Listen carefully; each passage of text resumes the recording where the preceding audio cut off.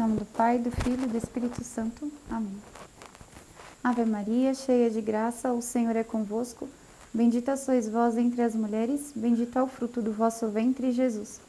Santa Maria, Mãe de Deus, rogai por nós, pecadores, agora e na hora de nossa morte. Amém. Nossa Senhora de Lourã, rogai por nós. São João Paulo II, rogai por nós. Em nome do Pai, do Filho e do Espírito Santo. Amém. Bom, na primeira jornada de discernimento, a irmã Esperança já falou um pouquinho sobre a vocação religiosa. Então agora eu só vou aprofundar alguns aspectos daquilo que ela já falou, né? Para que a gente tenha uma ideia mais profunda sobre o que é a vocação religiosa feminina, né? O que é ser esposa de Cristo.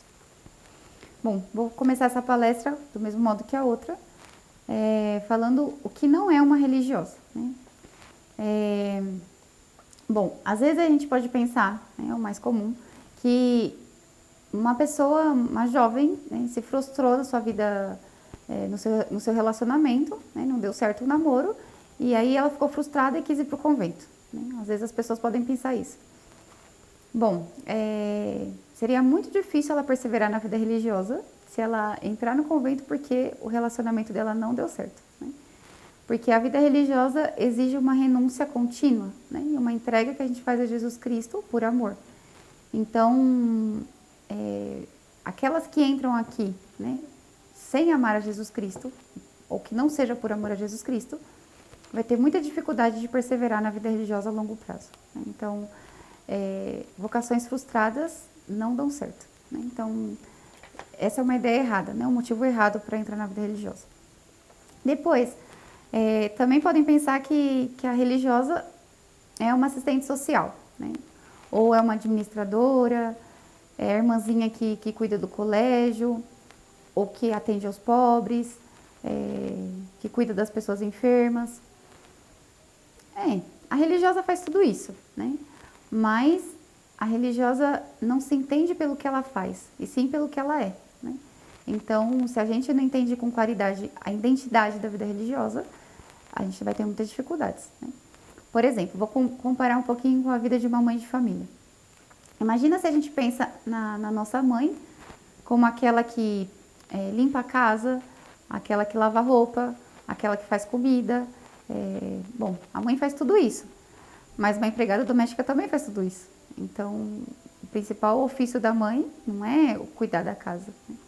Então, que a mãe cuida da casa, por quê? Porque ela ama o esposo, porque ela ama os filhos, e pelo amor que ela tem, né, a sua família, ela vai cuidar daquilo que é importante para eles. Então, a religiosa, de modo semelhante, né, a mãe, porque a gente só entende o que é a vida religiosa quando a gente entende o que é, né, a vocação da esposa e da mãe, também ela vai cuidar de tudo isso, né? Vai cuidar das pessoas enfermas, vai cuidar das pessoas órfãos, vai cuidar dos pobres, mas ela vai fazer tudo isso por amor a Cristo, né? Porque essas almas são importantes para Jesus Cristo, e não porque ela é uma funcionária, né? Senão a gente acaba também confundindo a vida religiosa com a função da religiosa, e não com aquilo que ela é, né? Bom, então, para poder aprofundar um pouquinho mais nisso, eu queria falar um pouquinho sobre o que é, né, a vocação religiosa, o que é a religiosa. Bom, para entender um pouco o que é religiosa, a gente precisa entender antes o que é a mulher, né? Porque se a gente não entende a vocação da mulher, a gente não vai entender a vocação religiosa. E para a gente entender a vocação da mulher, a gente também precisa entender um pouquinho isso, olhando a vocação do homem, né? Porque como a mulher é um complemento do homem, tem coisas que a gente entende de um olhando o outro, né? Então, quando Deus cria a mulher, Ele cria ela como fala Santo Tomás, né, para ser uma auxiliar do homem, né? E Santo Tomás se pergunta, auxiliar em que sentido, né? Bom, auxiliar em ordem à geração, né? Porque ela complementa o homem naquilo que o homem não pode fazer sozinho, né? Que é gerar. Então, a mulher foi feita principalmente para gerar, né?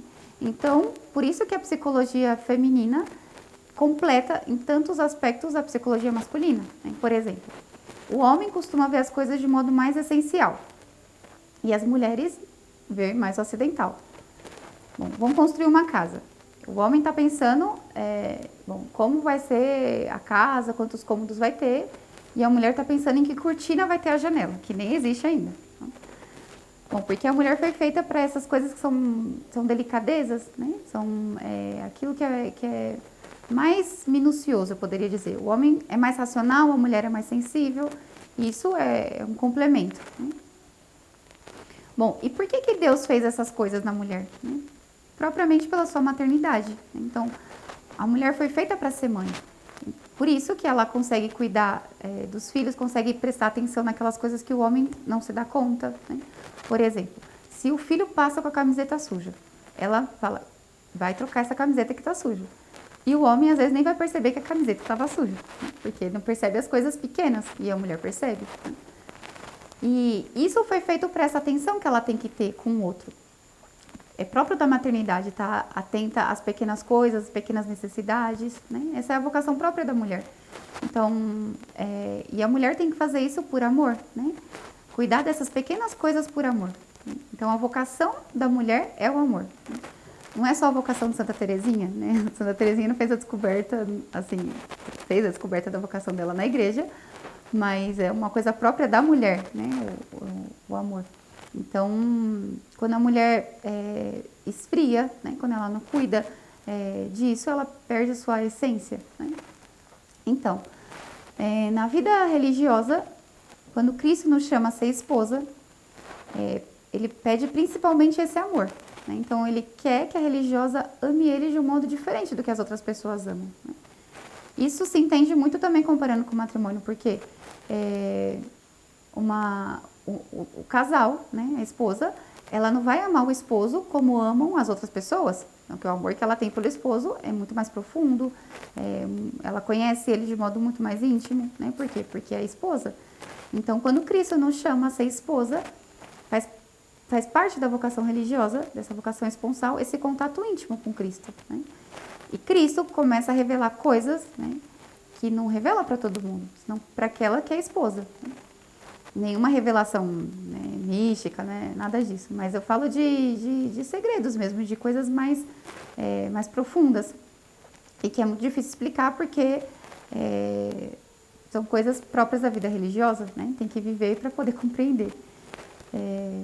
Porque é um trato mais íntimo com Jesus Cristo, é um trato assíduo, né? Então, diferente, por exemplo, quando eu vou rezar, não sei, uma vez por semana, e eu rezo 15 minutos, rezo meia hora. Uma religiosa, muitas vezes, tem 1 hora de adoração, todos os dias ao Santíssimo Sacramento. Então, todos os dias, 1 hora, pelo menos, para conversar com Jesus. Então, tem muito mais trato com Jesus Cristo. E nesse trato vai conhecendo muito mais a Jesus Cristo, né? Vai estudando muito mais sobre ele, sobre a sua vida. Por quê? Porque ela não está preocupada com outras coisas. Então, a principal preocupação dela é Jesus Cristo. Então, por se dedicar totalmente a Jesus Cristo, ela pode conhecer de modo muito mais profundo quem é Jesus Cristo, né? E, consequentemente, pode amar Jesus Cristo de modo muito mais profundo. E é isso que Cristo vai pedindo para cada religiosa quando chama cada uma para ser esposa.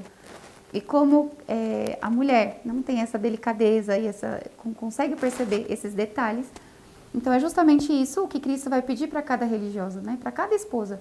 Ele vai pedir para que cada religiosa como que se detenha em algum aspecto do coração de Cristo, né? Então, o coração de Cristo é infinito, né? Tem muitos segredos e por isso ele tem muitas esposas, né?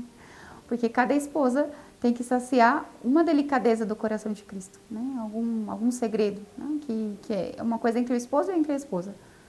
E isso se faz sempre com sacrifícios que Deus vai pedindo. Então, para uma, Deus pode pedir o cuidado das almas que não sei, que se entregaram numa vida de pecado no mundo. Para outra pode pedir o cuidado das almas dos sacerdotes. Para outra religiosa pode pedir o cuidado com os jovens. Para outra, cuidado com os doentes. Bom, Cristo tem muitas necessidades, né? Então, cada religiosa tem que descobrir qual é a necessidade que Deus confia para ela, né? E isso você vai fazendo nesse trato esponsal com Jesus Cristo, no dia a dia, na oração. Então, essas delicadezas de amor que Cristo tem com cada uma é algo muito próprio da vida religiosa, né? E a gente não tem que pensar isso de modo muito, muito romântico, né? Porque na vida religiosa, Cristo vai pedir muitos sacrifícios, né, para cada alma. A gente pensa, quando a gente vê um matrimônio de 80 anos não, 50 anos, bom, a gente fala, nossa, que lindo, 50 anos de matrimônio. Mas vai perguntar para eles o que é viver 50 anos junto, né? Não é fácil. Não, quantas provas, quantas dificuldades, né? Quantas coisas passaram juntos. E a vida religiosa também é assim, é cheia de dificuldades também, de provas, porque Cristo, ele vai provando o nosso amor, né? Então, ele não quer que a gente ame ele de modo superficial, né? Então, um amigo, bom, se poderia dizer que teve essa dificuldade e foi embora, né? Mas uma esposa, se vai embora diante de uma dificuldade, a gente tem que pensar se de fato é a esposa, né? Então, Cristo vai pedindo provas desse amor, né? Vai pedindo cada vez mais, né? Jesus Cristo, como Ele quer nos levar à santidade, e a vida religiosa é uma vida de santidade, então Ele nunca para de nos pedir mais, né? Então, se a gente é generosa a se entregar a Jesus Cristo, Ele sempre vai pedindo mais nessa vida religiosa, né? Então, vai pedindo sempre entregas maiores, renúncias maiores, e é isso que vai completando a nossa vida, né? E às vezes, né, uma pessoa pode pensar, né? Fala assim, nossa, mas será que a religiosa não se sente sozinha porque não casou? Sei, não tem sua família? Bom, a gente tem que aprender a viver a vida religiosa, né? Porque também é uma arte, é uma graça de Deus e é uma arte, porque tem que aprender a viver a vida religiosa de modo sobrenatural. Então, se um homem não pode fazer uma mulher feliz, será que Jesus Cristo não pode? Não seria rebaixar Jesus Cristo, dizer que ele não pode chegar àquilo que um homem humano pode, né? Então, pode preencher totalmente a nossa natureza feminina, né? E 1000 vezes mais do que um homem poderia, né? Porque Cristo é infinito. E só Ele pode saciar toda a necessidade do coração humano. Então, a vida religiosa, quando a gente busca ser fiel ao que Deus nos pede, né? A gente tem aquela sensação de que não nos falta nada, né? Que Cristo basta. E isso é o que nos faz feliz, né? O que faz a nossa entrega feliz. Então, é uma entrega muito misteriosa, né? Porque é difícil compreender também como que vai se dando esse desposório no dia a dia, porque Cristo é Deus e nós somos seres humanos. Mas é um desposório real, né? E uma das coisas mais profundas da vida religiosa, né, é que Cristo, ele cumpre com aquilo que ele promete, né? Então, o matrimônio é uma entrega total de um para o outro, né? E se a gente, com toda a nossa limitação, se entrega totalmente a Cristo, ele também se entrega totalmente à alma, né? Porque ele é fiel àquilo que ele promete.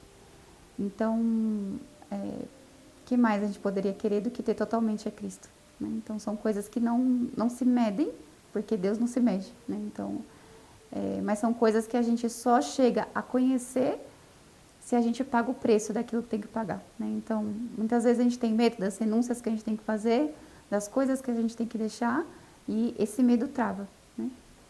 Mas o amor pode fazer a gente dar passos muito maiores do que a gente imagina que poderia dar, né?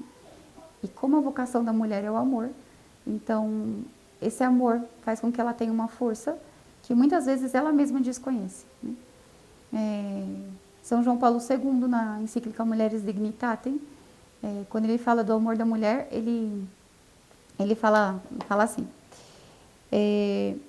no momento da prova definitiva e determinante para toda a missão messiânica de Jesus de Nazaré, aos pés da cruz se encontram primeira entre todas as mulheres. Dos apóstolos, somente João permaneceu fiel. As mulheres, ao invés, são muitas.